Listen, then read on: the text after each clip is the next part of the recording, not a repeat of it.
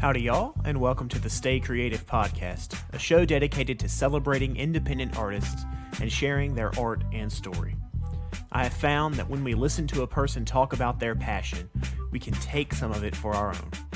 So this show is also dedicated to you, the listener, not only becoming a fan of the guest's work, but also taking another step towards growing as an artist and loving the artist you already are. The world is a better place with you and your creations in it, and I am grateful for this time that I get to share my current favorite artists with my future favorite artists. Today I'm talking with Jeff. He creates nerdcore hip-hop under the name Tone Deaf Jeff. He just released an EP entitled Space that I am a huge fan of, and I'm a fan of him as an artist and a person. I'm really looking forward to sharing some of his creative insights and encouragements with you.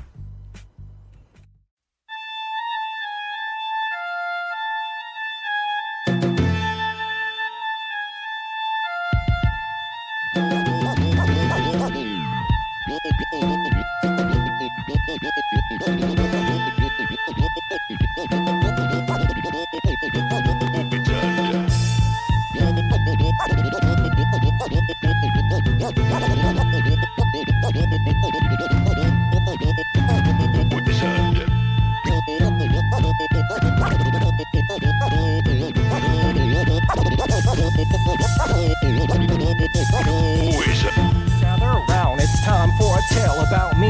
A high-level male wizard raising hell, kind of on the pale side. Chaotic evil when I ride. Wave those hands from side to side as I soar through the sky. My magic cape equipped so I can fly. I don't lie when I say you better not try anything. I've got a magic ring of incineration. With one invocation, your ashes will be spread across the nation. The staff that I pack is primarily used to whack, but it can be used to make the earth crack.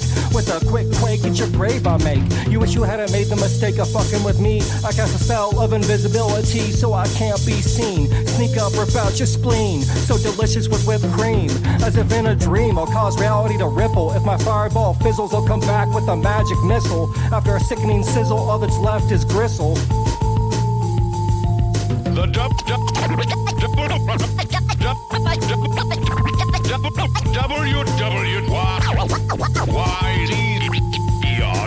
Let's roll the die and see what happens next. Hold on 1 second, let me check the text. Eternally estranged from the opposite sex, but my charisma's 18 if you check my specs. Let's roll the die and see what happens next. Hold on 1 second, let me check the text. Eternally estranged from the opposite sex, but my charisma's 18 if you check my specs.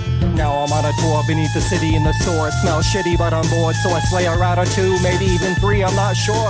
It's all the same to me, I'm just working on my dagger proficiency. When I see a gleam of light up ahead, run up and it's an undead lich. Now how did this bitch get here? I know I can take him, but I still feel fear, so I'll make a saving throw, break free from his hold. Icy touch reaching for me, I can feel the cold.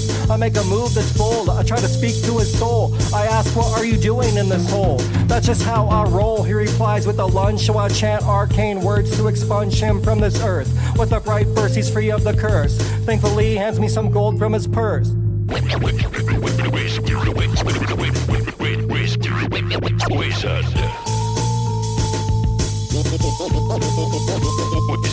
Let's roll the die and see what happens next. Hold on 1 second, let me check the text. Eternally estranged from the opposite sex, but my charisma's 18 if you check my specs. Let's roll the die and see what happens next. Hold on 1 second, let me check the text. Eternally estranged from the opposite sex, but my charisma's 18 if you check my specs. The W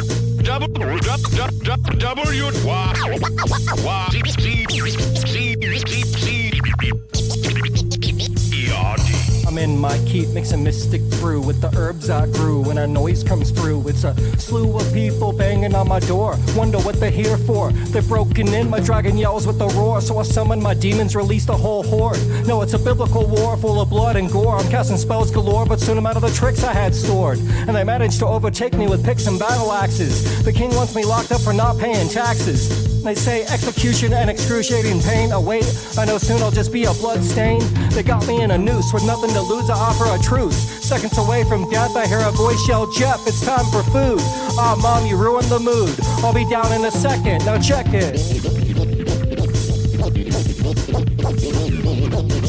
Let's roll the die and see what happens next. Hold on 1 second, let me check the text. Eternally estranged from the opposite sex, but my charisma's 18 if you check my specs. Let's roll the die and see what happens next. Hold on 1 second, let me check the text. Eternally estranged from the opposite sex, but my charisma's 18 if you check my specs. The WWYCERD.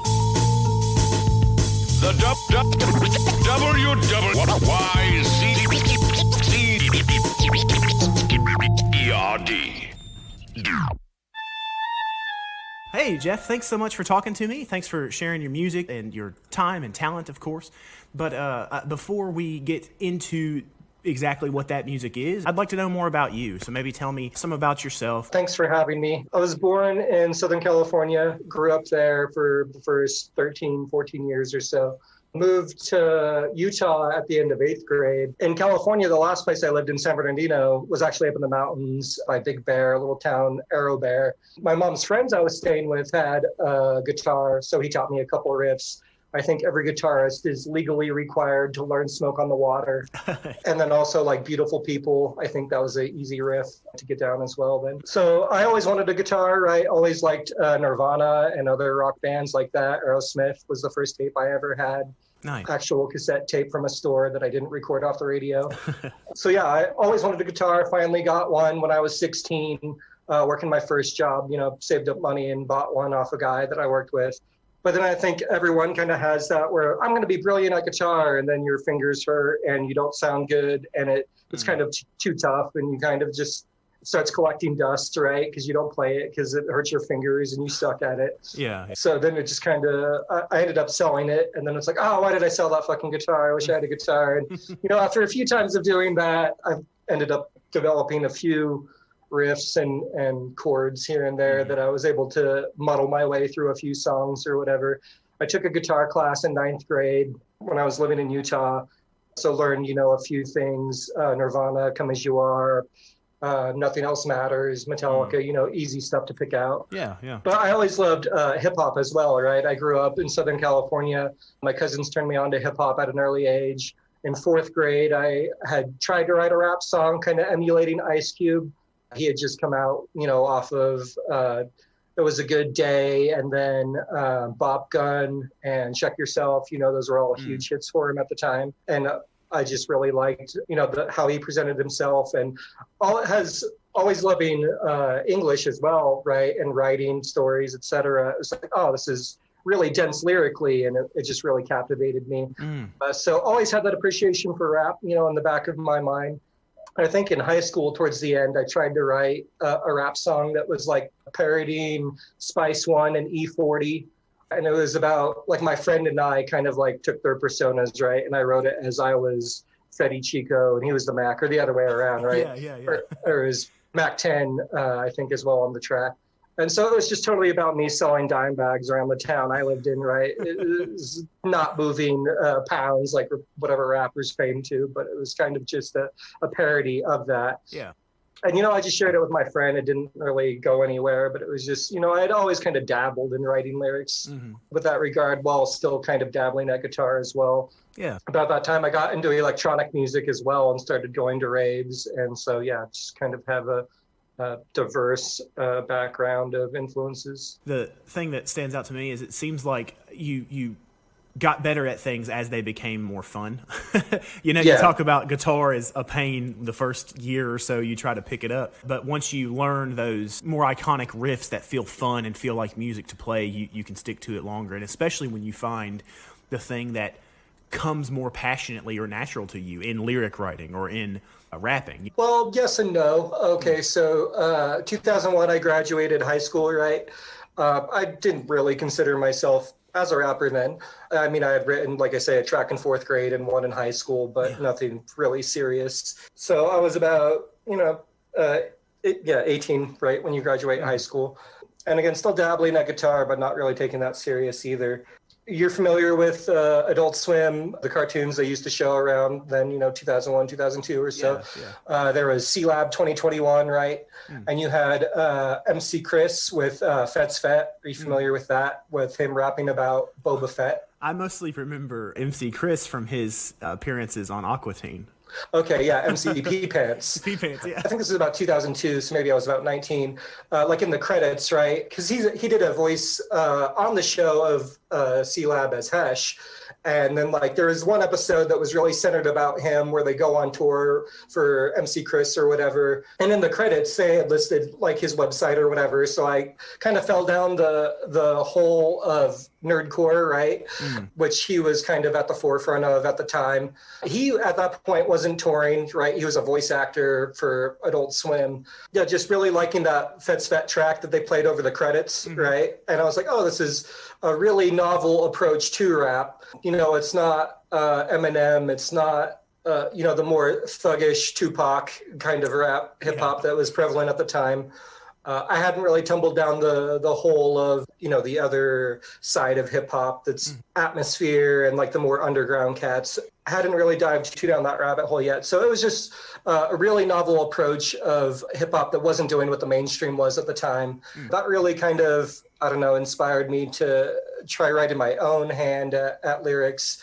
Again, right? Because I'm like, well, if this guy can write a song about Boba Fett, then I can write a song about Master Chief from the perspective of Master Chief. I love that hip hop to you means let's talk about what I already like. Coming from where you come from, liking what you like, you said I don't move pounds, like you said, but I love Master Chief, you know. So let's write a song about that, and that's awesome. Is that when you would say that it opened up these possibilities for you in a way that you wanted to start releasing more music? Yeah, I think part of that was so I went down the rabbit hole with MC Chris, and then I found other artists like MC Lars and MC Frontalot. Are you familiar with either of them? No, I'm not. Check them out. They might be up your alley. Yeah. MC Lars came to fame with a track about Edgar Allan Poe's The Raven. So Mr. Raven, he had an EP, I think like 2003, 2004, the Laptop EP. These guys all kind of got a small modicum of fame around the same time, whatever kind of, you know, fan base. And I think, yeah, just like listening to all those artists do their own thing. And then I started kind of going down the rabbit hole of other artists like Atmosphere and Aesop Rock, and MF Doom would come later, but Deltron, stuff like that really spoke to me. Kind of, yeah, definitely inspired me to maybe take myself more seriously, even if I, you know, was still kind of doing it as a lark. I wasn't really trying to put it out there. Yeah. What kind of catapulted me into wanting to put more stuff out there was actually seeing MC Chris live, I think was 2005, 2006. That's when I started to actually try to make a push of it and putting stuff on MySpace, because I was like, well, if this guy can do it, then I can do it, right? Because seeing him live and just the way he interacted with, you know, fans and the crowd. Oh, but to kind of go back, I'm going to be jumping all over the place. It's kind of how my dolphin brain works. Back before I kind of really started rapping, I was just like singing to a girlfriend at the time. And my friend was like, come on, Tone Deaf Jeff, let's go, you know, kind of like denigrating my singing ability at the time or whatever. So I was like, but I always liked, you know, how that sounded, Tone Deaf Jeff or whatever. So when I did start like putting tracks out, I'm like, fucking Tone Deaf Jeff, right? So that's how that name came to be. Yeah. I remember the first time I saw your name, it's kind of like when you hear a part of a song that's so catchy, you feel like you're remembering it. I thought, oh man, I am positive I have heard of Tone Deaf Jeff before. Yeah, and people like laugh when they hear my name, and I like that. It's just like just hearing my name makes them laugh. They don't even have to hear my music to enjoy it. I bring, you know, whatever laughter to people just by my name alone, and I really like that. That's a thing. Yeah, that's fantastic. So what about this live performance really catapulted your interest? Yeah, it was just, you know, how low key it was. This was at a dive bar in Salt Lake, and there wasn't too many people. And yeah, just talking to MC, I got way too schnockered at that show, so I was kind of that annoying fanboy. But I was talking to him, and I did rap Legendary MC for him.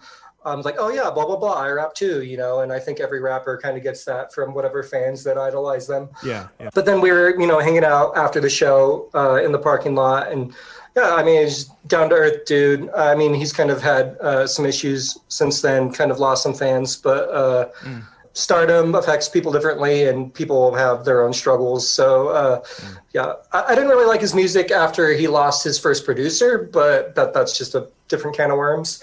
Yeah. But yeah, it was just how accessible he made it seem, right? It's not, again, growing up in California, I love Snoop, I love Dre. Like when those albums came out, Doggy Style and The Chronic, my cousins turned me on to those. So at like 10 years old, I'm like, this is amazing. But it seemed on another level, right? It's like, oh, I can't rap. I'm not, you know, part of that crowd or whatever. It's like, I'm not, like I say, moving pounds or whatever. So it was just his DIY-ness, right? We were standing in line and my friend buys a hoodie from him, and he was just so grateful. He's like, oh, thank you so much. And I was actually working in Wyoming at the time. So we drove from Kemmerer, Wyoming to Salt Lake. So it was like a 3.5 hour drive, whatever it was at the time. And he was super grateful for us driving, and you know, just how thankful he was, and his own DIY ethic of it. I'm like, hey, yeah, maybe I can do this. Yeah. And at the same time, you know, MySpace was a thing at the time, so people were able to, you know, put up whatever stuff that they made out there a lot easier than it used to be. I love when someone makes something of quality and then they do not build a fence. I love when an artist uses their platform and their creativity and their experience as a way to encourage others, and they feel happy doing so, you know? Yeah, and that's something MC Chris said was, ain't nothing to do it but to do it, or ain't nothing to it but to do it. And even though I was, you know, supremely drunk, that kind of stuck with me. So it was like, all right, you know, it kind of gave me the gumption to at least try to get some shit out there. Those early MySpace recordings are fucking objectively terrible. So I'm glad MySpace went under and they're not able to be found anymore. But the fun thing about that is I had like whatever on Last FM, I had also created an account there.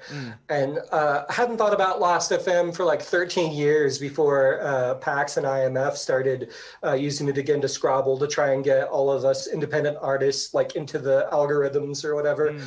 So it was fun logging in, and I was like, oh man, I haven't logged into this for like 13 years, but I had messages from people who were like, oh yeah, I can't wait for that new Deltron disc and stuff like that. And it was like, just kind of a nice time capsule. That's awesome. Yeah. But yeah, man, so I would love to move into the track you're going to share with us today. I know it's a work in progress, but can you tell me some about Bored and Broke? Okay, so yeah, jumping ahead here, this would be the third EP that I'm working on now, right? After Space, right, just came out on Christmas, well, Halloween on Bandcamp, Christmas on Spotify. And the first EP was the Wizard EP. So yeah, after Legendary MC, you know, I wrote a couple more tracks. One of them was my Wizard track, right, that you played at the beginning. And I would just rap that, like when I was going to school, I would rap it a cappella at the open mics we had back, you know, 2006 to 2013. But none of that was like accompanied by beats at all. And then so I did, Nerd Poetry Slam at Comic-Con in 2017, 2016, something like that. And it took second place, actually, me dressed as a wizard, rapping about a wizard. So that was really the moment that like codified it. It was like, whoa, I have something here that people are into when you do something in front of an auditorium of 500 people and you know, they're holding up scorecards that say 9.9, 9.8 or whatever. I was like, holy shit, I have something here. So that was when I really tried to focus and push to actually record something of quality.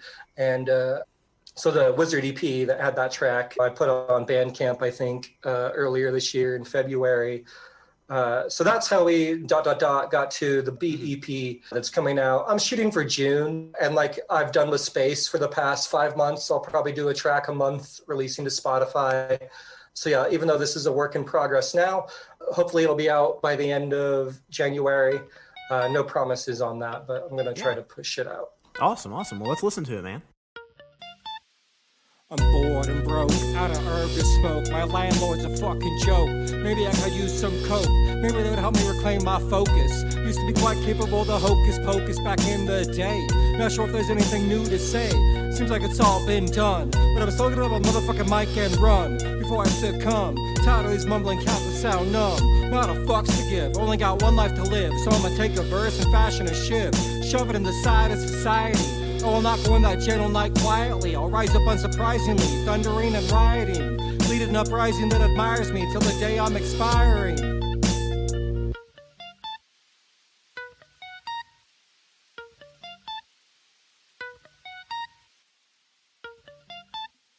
I'm joking, of course, not doing this because the situation forced my hand. But damn, man, the radio's so bland, so I went away it did, fam. And I've been a fan since the 3rd grade. Well, I gotta say it was a good day, so thanks to O'Shea.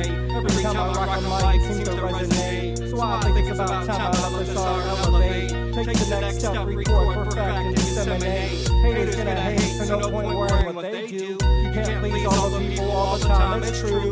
Lord knows I spent way too long trying to do. Nothing to do but to pursue what's right for you.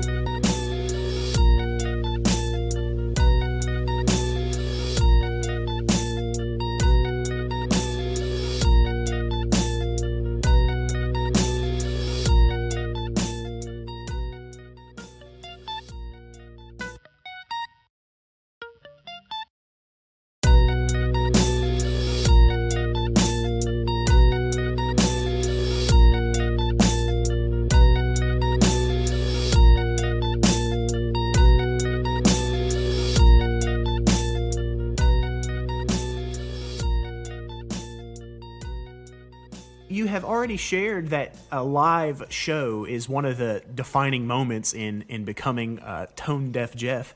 What do you feel about doing live shows? I keep going back to MC Chris, but that's kind of his origin story also. It was like he was working at, like I said, Adult Swim, but he did like a Christmas party or something where he rapped, Fet's Fet, and everyone was super into it. And I kind of had a similar experience when I was working at Guitar Center. We had like a employee jam night or whatever. And so I did the Wizard rap. I had a DJ and actually rapped for the first time on stage, over whatever hip hop beats, songs I had written. And everyone was super into it. Everyone came up to me afterwards and told me it was awesome. And so I was like, oh, I can't wait to, do that again. And so that was like February of last year. And then December, I had another show, and that wasn't as attended, but it was still really cool because instead of like a bunch of my coworkers telling me I was awesome, I had other rappers from the community here in Salt Lake coming up to me telling me, hey, man, I really liked your set. Yes. So that was really validating as well. Even though I didn't have like tons of crowd in front of me, I still had like other artists telling me they appreciated what I was doing. Heck yeah, man. So I was really, really excited to do my third show, which would have been my space debut back in March. I had a half an hour lined up at a local club, but then Corona happened and they ended up canceling that about a week before that was supposed to happen. So this whole year I was like, wanted to debut space. So I was very, very grateful to be able to do that on Halloween for IMF open mic for an extended set. Do you make your own beats or do you shop around and find people who create them? So I dabble in production a little bit. I kind of do both. The Space EP was primarily my friend James D. He did the beats for tracks 1, 2, 4, and 5. The other third beat was by another guy I used to work with, Jacoby. And then there's those 3 remixes at the end that are IMF. The first track I produced that I put out, TDJ, that one I produced. And I do have my instrumental EP I produced during the lockdown, the Apocalypse Radio, and that is all produced entirely by me. There's no rapping over that, but that's something I'm trying to work on going forward, to produce more of my own stuff and rap on it as well. Are you interested in producing other people? Oh yeah, definitely. I did have a folder in my Google Drive that was Tone Deaf Tools, where like Beats by Jeff was open for, a handful of IMFers to pull from and make stuff from. Nice. And yeah, I don't care if anyone uses any of my instrumentals. I guess I could open up for Creative Commons or whatever for Apocalypse Radio. Yeah. Have at it. And yeah, if someone contacts me and says they want to rap over one of my beats, have at it. One of the things that really validated me, like when I first started doing open mics, was the Endless Entropy song, right? Arthur from the Discord, hadn't seen him around a lot after that, but he was like, oh man, I want to cover this. And for someone to tell you they want to cover one of your songs is just like, oh man, how flattering that someone wants to take something I wrote and perform it, because they were so moved by it or whatever, or had resonance for them. So that was really cool. That is cool. Yeah, yeah. The question I wanted to get back to was when you perform live, how much of your performance do you bring to the stage? Is it all vocal? So really we're only talking about a handful of shows, so I don't have like anything set in stone as of yet. The first time I had a DJ with me and he was doing whatever scratching. Second time was just like playing off a flash drive and me rapping, alongside whatever beats I had. I would like to incorporate more of my guitar playing going forward, to where maybe I'm playing guitar and rapping over that, but still working at it. Got some kinks to work out. It's kind of difficult. It's its own beast to conquer. For sure. Yeah. I'm excited, man, to see what your live performing generates, but both, obviously on stages in front of living humans, but also just your knack for doing so being used creatively in other ways. So that's cool, man. Yeah, I really want to get into some visual elements. If I do get a chance to do space next year sometime live on stage, I'd like to have, like the lamps they have that broadcast stars on the ceiling or whatever for kids. It'd be cool to have some visuals to go alongside. That would be super cool. You could get yourself like a real slick turtleneck, right? And you put those little, those like glow in the dark stars all over it. No, I just used to love glow in the dark stars, and I bought so many, and like my parents would bitch because my room was just covered in stars. Oh, and now I have a funny aside about that. My room, covered in glow stars throughout my teenage years. My stepdad was always bitching that I wasted my money on stupid shit, because I was buying a bunch of, raver toys, glow ribbons and stuff like that. But my mom one time found like sticky tack in my room for the stars, right? And it's like in a little crack baggie, for lack of a better word. And she comes home and she's all like deadly serious in her face. And she's like, "Jeff, I need to talk to you. What is this?" And I just start laughing in her face as hard as I can. And I'm like, "It's fucking sticky tack for stars."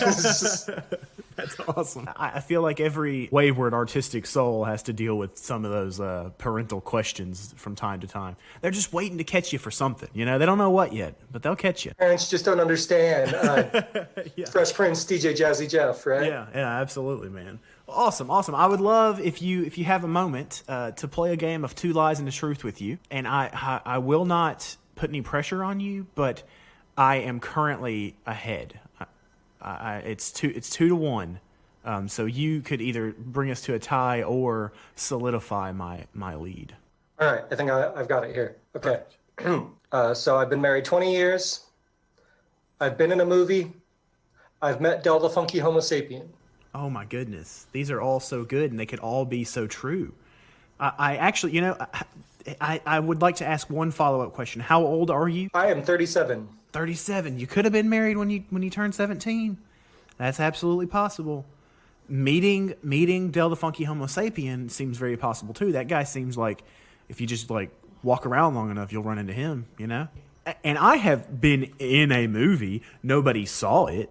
I'm going to go with you've been in a movie. That's the truth, yes. That's the truth, yes. Fantastic. I've been with my wife for 20 years coming up in February, wow. We haven't been married that long. I waited a good decade before I popped the question. I was hoping I would lull you with I've met Del the Funky Homo Sapien. You'd be like, oh yeah, it's going to be that one. The reason I took that one out is because we have talked a lot about MCs you've met in this conversation, and he didn't come up. So that's some detective work there on my part. Well, awesome, man. Thank you so much for playing.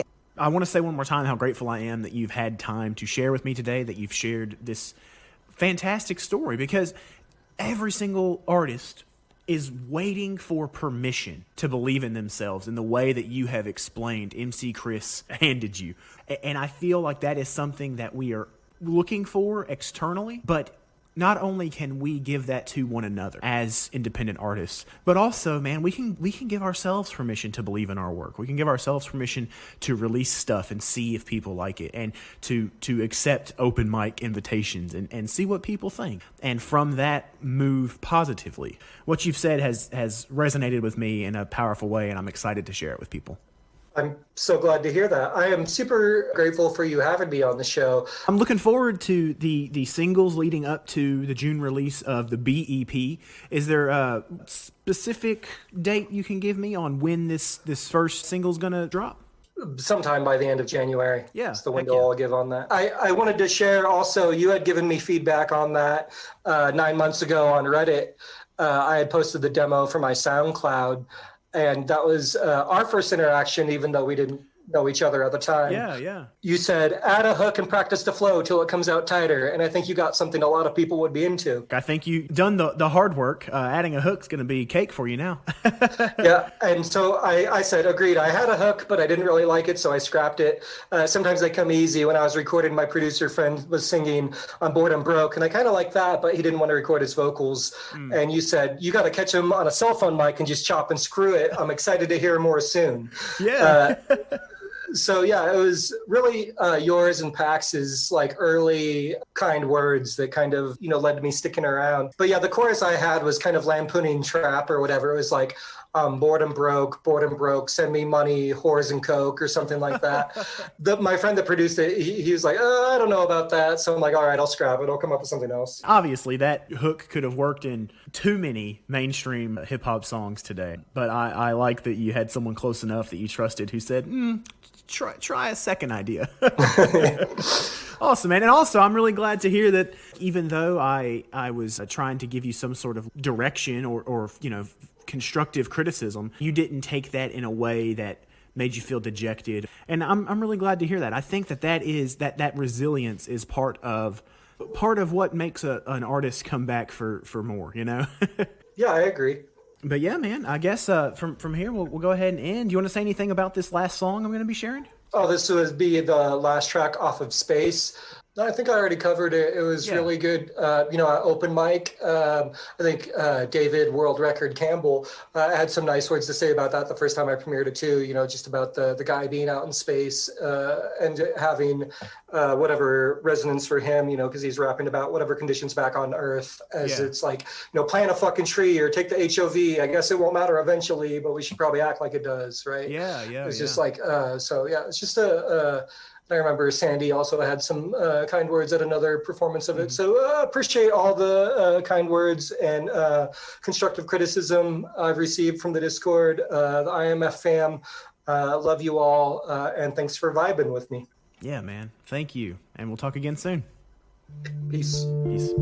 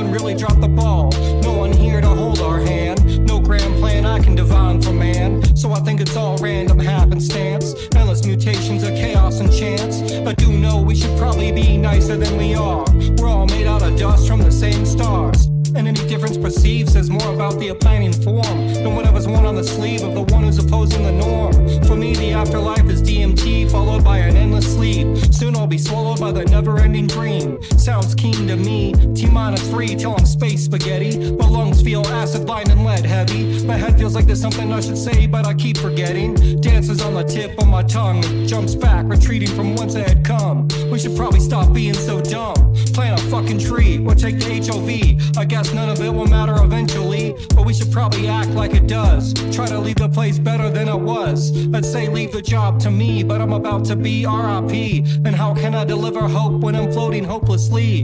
I don't even know if this will find you. Hopefully one day you'll feel like I do. Till then I'll do what I have a mind to, trying to get this message out while I'm still able to move my mouth. We're just stardust made of stories, painting pictures with metaphors and allegories. It doesn't take a genius to realize there's not much difference between us. The tribal mindset will be the death of us yet. Stop it, don't propagate it. Eliminate hate whenever it rears its ugly head.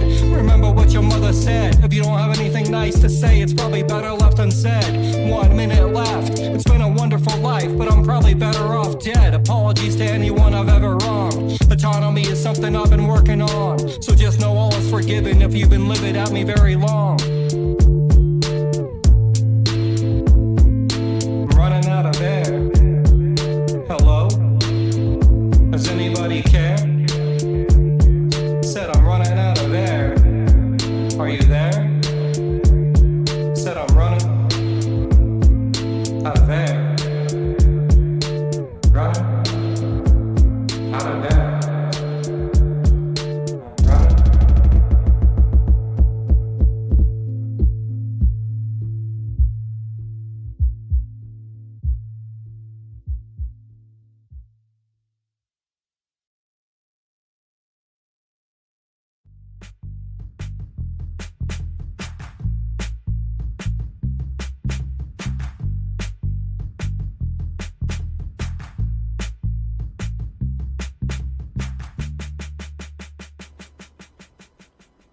I'm grateful Jeff was able to share some time with me today and that I was able to share his music and story with you. I hope you heard something in his story that has encouraged you to not only look up his music, but also give your own music a try. Give the things that you love about other artists a try with your own ideas. As he said, and we kind of repeated a few times, if they can do it, you can do it. So consider this permission and a request. Create something. Create something that you think is cool, because somebody somewhere is also going to think it's cool. And if you're looking for people to celebrate that new creation with you, come by Indie Music Feedback. There's a Discord and a subreddit, and each is filled with people who want to celebrate the art you are creating. So much so that they have put their money where their mouth is, so to say, by creating a crowd-sourced playlist and donating money to promote it well. So be sure to check the show notes for the IMF January playlist. And watch out so you can get your song on the February playlist. If you like what you heard today, you can find links for the artist and this show in the show notes. Be sure to go and listen, like, and follow the artist where you can so the algorithm gods are beneficial for them. And share this show, leave a review, like or comment, whatever you can do on the streaming service you use. It would mean a lot to me for the sake of the show, but it would also mean a lot for this show's ability to promote these artists well, to honor the time they are sharing with us, and to love independent music a little bit better. But of course, your time is the first and best gift you can give, so thank you very much for listening. I hope to share more of that time very soon, but until then, please stay courageous, stay curious, and stay creative.